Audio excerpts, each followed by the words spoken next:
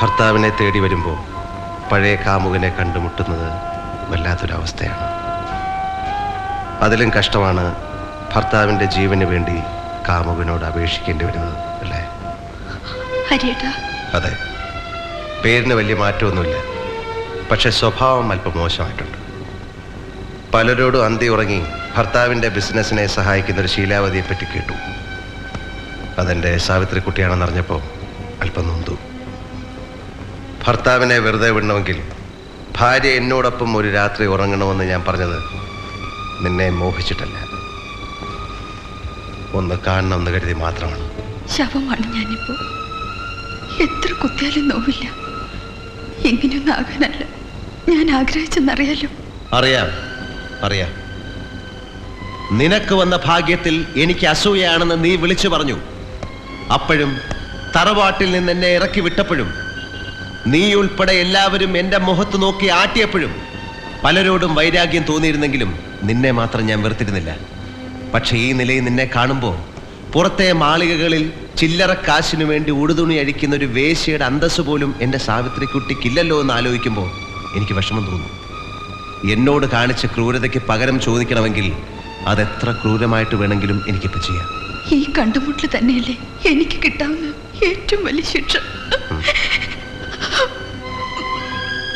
മണി, അവനെ പറഞ്ഞു വിട്ടേക്ക്.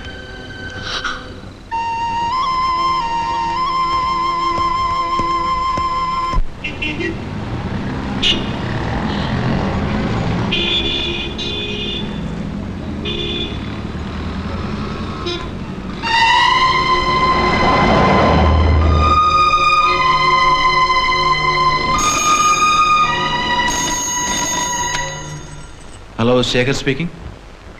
ഓഫീസിൽ സൈറ്റിൽ ഞാൻ പല പ്രാവശ്യം വിളിച്ചു ശേഖർ. ഇനി ഒഴിഞ്ഞു മാറാൻ ശ്രമിക്കരുത്. ഞാൻ പറയുന്നൊന്ന് കേക്കൂ പ്ലീസ്. ഇനിയും താമസിച്ച് ആകെ കുഴപ്പമാകും. അതിനിപ്പോ ഞാൻ എന്ത് ചെയ്യാനാ? നീ പോയി വല്ല ഡോക്ടറെയും കാണ.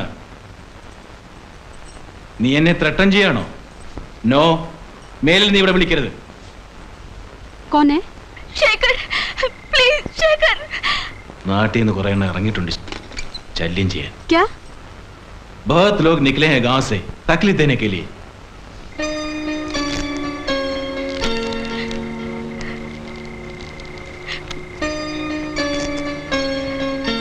രാധ ഈ നേരത്തെ എന്തിനാ? അതെ, ഞാൻ കേട്ടു. ശേഖർ എന്താ പറഞ്ഞ? എല്ലാം പറഞ്ഞ് മോഹിപ്പിച്ചിട്ട് ഇപ്പോ അയാൾ എന്നെ ചതിക്കായിരുന്നു വരിയേട്ടാ. വീട്ടിൽ അമ്മയോ ചേട്ടനോ ഇതറിഞ്ഞ. കരയണ്ട, നാളെ ഞാൻ അവനെ വിളിപ്പിക്കാം. ഇതാരോടും പറയണ്ട. നാളെ നീ വീട്ടിലോട്ട് വന്നാൽ മതി, നമുക്കൊരു തീരുമാനം എടുക്കാം. വാ.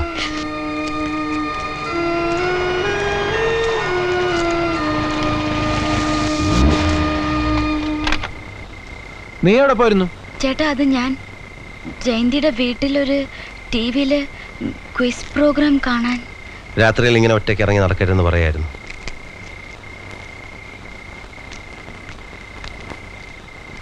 പാതിരാക്കാനോട് നിന്റെ ഒരു ക്വിസ്? നീ ചുമ്മാരിക്ക. മേലാൽ സന്ധ്യ കഴിഞ്ഞ് വീട്ടിൽ നിന്ന് പുറത്തിറങ്ങരുത്. ഇതൊരു വേശ്യാ തെരുവാണ്. വെറുതെ ആൾക്കാരെ കൊണ്ട് അതൊന്നും പറയിക്കരുത്. തന്ത നേരത്തെ ചത്തോണ്ട് എനിക്ക് പഠിപ്പ് നിർത്തേണ്ടി വന്നു. ആ ഗതികേട് നിനക്കുണ്ടായിരുന്നെന്ന് എഴുതിയ ഇല്ലാത്ത കാശ് മുടക്കി നിന്നെ പഠിപ്പിക്കാൻ അയക്കുന്നത്. ചീത്ത പേരെങ്ങാനും കേൾപ്പിച്ചാ വെട്ടി നുറുക്കിക്കളയിക്കാൻ. മനസ്സിലായോ? പോ.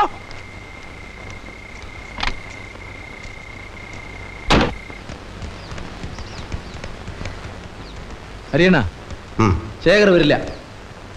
നമ്മുടെ കൂടെ താമസിക്കുമ്പോഴേ എനിക്കറിയാം അവന്റെ സ്വഭാവം. നന്ദി കേട്ട തനി തറയാവൻ. നിങ്ങൾ അവനെ കണ്ടോ? ഇല്ല, ആ സേട്ടൂത്തി പറഞ്ഞു ആള് സ്ഥലത്തില്ലെന്ന്. ശേഖർ എന്ന് പറയുമ്പോ അവിടെ വായും തേനും പാലും ഒഴുകുക. പതുക്കെ പറയടാ. എല്ലാരും അറിയട്ടെ, അവൻ അവിടെ ഉണ്ടെന്ന് ഞങ്ങൾക്കറിയാം. അവിടുത്തെ ശിവായി പറഞ്ഞു. പുളിങ്ങോമ്പിലല്ലേ കയറി പിടിച്ചിരിക്കുന്നത്. അവളും അവനും ഭാര്യ ഭർത്താക്കന്മാരെ പോലെ അവിടെ കഴിയുന്നത്. അവനെ അവൾ കല്യാണം കഴിച്ചു എന്ന് പറയുന്നത് കേട്ടു. സത്യമായിരിക്കും.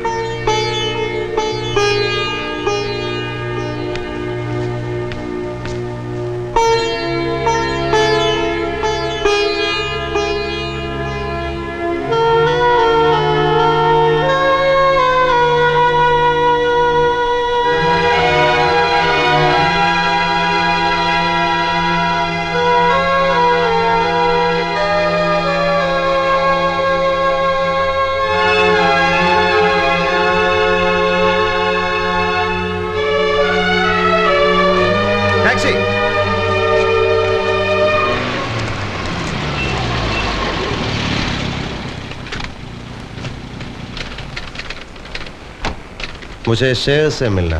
आप कौन है? उनसे कहना हरी आया है। बैठिए।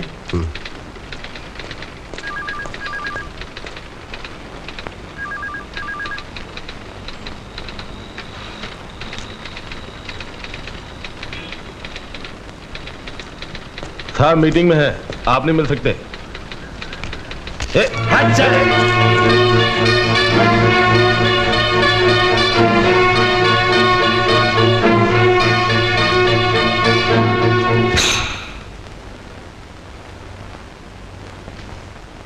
നിന്നെ കാണണമെന്ന് ഞാൻ പറഞ്ഞിരുന്നു. ഞാൻ അല്പം തിരക്കിലാണ്. അറിയാം, നീ വലിയ മുതലാളിയായെന്ന് ഞാൻ അറിഞ്ഞു. ഓഫീസ് പണി കഴിഞ്ഞാലും സേട്ടൂത്തിയുടെ പ്രൈവറ്റ് ജോലികളുണ്ടല്ലോ ധാരാളം. അതുകൊണ്ട് തിരക്ക് കൂടും. ആവശ്യമില്ലാത്ത കാര്യങ്ങൾ സംസാരിക്കണ്ട. നാക്കുകൊണ്ടല്ല നിന്നോട് സംസാരിക്കേണ്ടത്. നീ Who is this? Excuse me, I will handle it. No, he won't be able to handle it as easy as he thinks. AC കാറും വീടും സൂട്ടും കോട്ടും ആ സേട്ടൂത്തിയുടെ മേത്തെ ചൂടൊക്കെ ആയപ്പോ വന്ന വഴിയെക്കുറിച്ച് നിനക്ക് പുച്ഛമാണെന്ന് എനിക്കറിയാം. ഞങ്ങൾക്കാർക്കും നിന്റെ ഒരു പുല്ലും വേണ്ട. പക്ഷെ പാവപ്പെട്ട ഒരു പെണ്ണിനെ ചതിക്കാൻ നോക്കിയാ. നീ എന്നെ അപമാനിക്കരുത്. ഇല്ല, ഇത്രയും ചെയ്യേണ്ടി വന്നത് നീ കാരണം തന്നെയാണ്. ഞാനിപ്പോൾ പോകുന്നു. ഇവിടെ നിന്നാൽ നിന്റെ അന്തസ്സിന് ഇനിയും മുറിവും ചതവും ഒക്കെ പറ്റിയെന്ന് വരും. പക്ഷെ ആ പെണ്ണിൻ്റെ കുടുംബത്തിനും അവരുടേതായ അന്തസ്സും അഭിമാനവും ഉണ്ടെന്ന് നീ ഓർക്കണം. വൈകിട്ട് കാണണം. വീട്ടിൽ വരണ്ട, നരിമാൻ പോയിന്റ് ഞാൻ കാണും. ഇനി എന്നെ ഇവിടെ വരുത്താൻ ഇടയാക്കിയാൽ നിന്റെ ശവം കണ്ടിട്ട് ഞാൻ പോകും. ये क्या हो रहा है? पुलिस को बुलाओ. പോടി പുല്ലേ, പോലീസ് എന്നെ ഒന്നും ചരിക്കാൻ പോകുന്നില്ല. അറിയാവുന്ന ഭാഷ പറഞ്ഞു കൊടുത്തേക്ക്.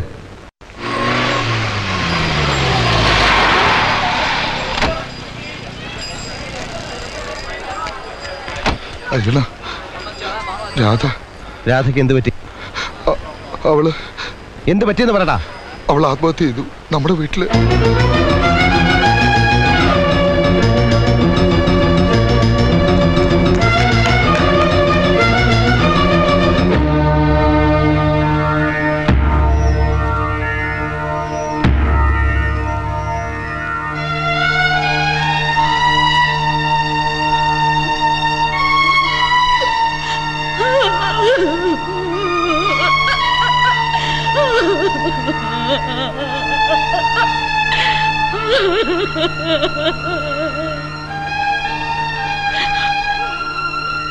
ഇവക്ക് വേണ്ടിയാണ് ഞാൻ ജീവിച്ചത്.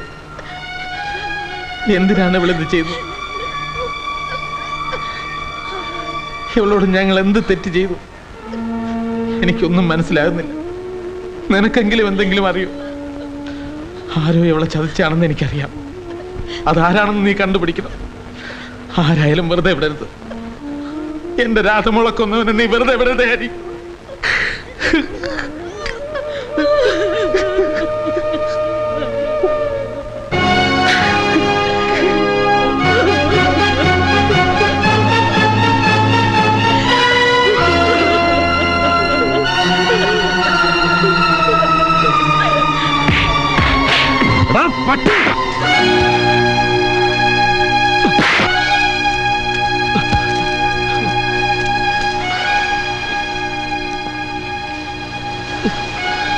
തല്ലണമെങ്കിൽ തല്ലാം, കൊല്ലണമെങ്കിൽ കൊല്ലാം.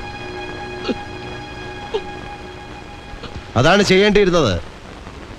ഇപ്പോഴല്ല, വിഷം കഴിച്ച് നീ ആത്മഹത്യക്ക് ശ്രമിച്ചില്ലേ? അന്നേ നീ ചാവേണ്ടതായിരുന്നു. അവൾ ഒരിക്കലും ഇങ്ങനെ ഒരു കടുങ്കൈ ചെയ്യുമെന്ന് ഞാൻ കരുതിയില്ല.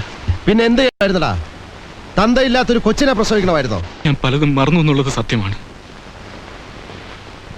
പക്ഷേ ചതിക്കണമെന്ന് ഞാൻ എന്നെ വിശ്വസിപ്പിക്കാനാണെങ്കിൽ അതിന് ശ്രമിക്കണ്ട. എന്ത് ശിക്ഷ വേണേ തന്നോളൂ. ആരെ ശിക്ഷിക്കാൻ ഞാൻ ദൈവമൊന്നുമല്ല. നീ പറഞ്ഞത് എനിക്ക് ഓർമ്മയുണ്ട്. ആത്മാർത്ഥമായി നിന്നെ സ്നേഹിക്കാൻ ആരുമില്ലെന്ന്. ആത്മാർത്ഥമായി നിന്നെ ഒരു പെണ്ണ് സ്നേഹിച്ചു. നീ അവളെ കൊന്നു. അനുഭവിക്കാതെ രക്ഷപ്പെടാമെന്ന് നീ വിചാരിക്കണ്ട. ആ സേട്ടൂത്തി നിന്നെ ചവച്ച് തുപ്പുന്ന ഒരു ദിവസം ഉണ്ടാവും. ഈ നഗരത്തിൽ പട്ടിയെ പോലെ നീ കിടന്ന് തെണ്ടും, പുഴുത്ത് ചാവും. ഇതെന്റെ ശാപമല്ല, നീ കൊന്ന ആ പെണ്ണിന്റെ നൊന്ത മനസ്സിന്റെ ശാപ.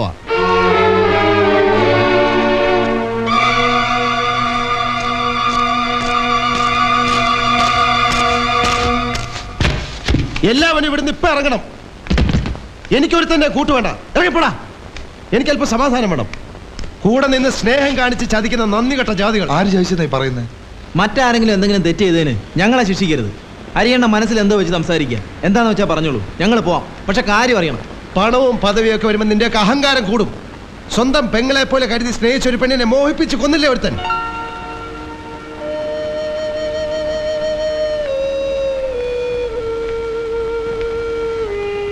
ശേഖറാണോ രാധയുടെ മരണത്തിന് കാരണക്കാരൻ?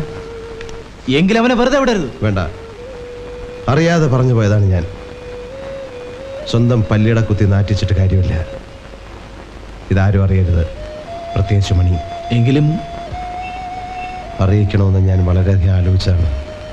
വേണ്ട എന്ന് തീരുമാനമെടുക്കാൻ കാരണം ഇത് പുറത്തറിഞ്ഞാൽ അവളുടെ മാനം, അതുകൊണ്ട് മണിക്കും അവൻ്റെ അമ്മയ്ക്കും ഉണ്ടാകുന്ന അപമാനം.